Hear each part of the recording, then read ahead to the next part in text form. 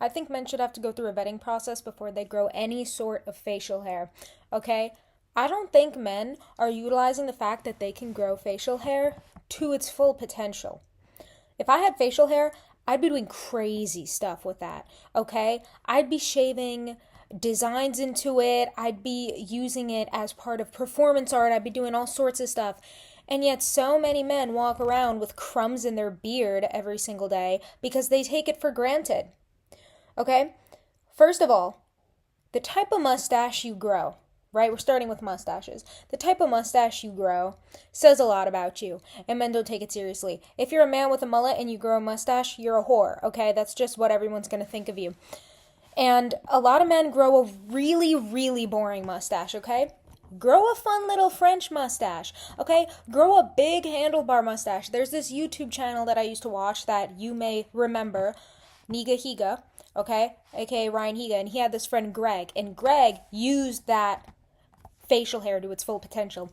He had a superb handlebar mustache. That's what I'm talking about. Okay? I have notes written on this because it's that serious. Nowadays, I feel like anyone's growing a mustache. Regular Joe Schmo is growing a mustache.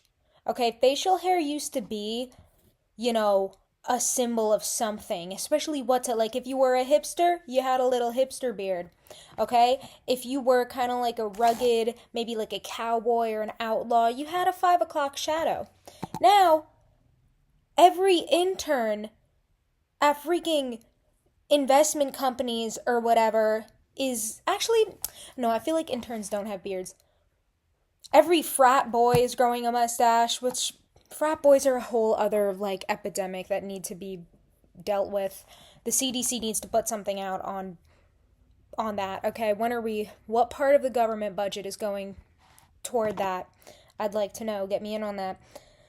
But I think we could solve this issue if we set up some sort of agency. Maybe there's paperwork you could fill out. You definitely have to submit references. A resume would probably be required if you were to grow facial hair in my America.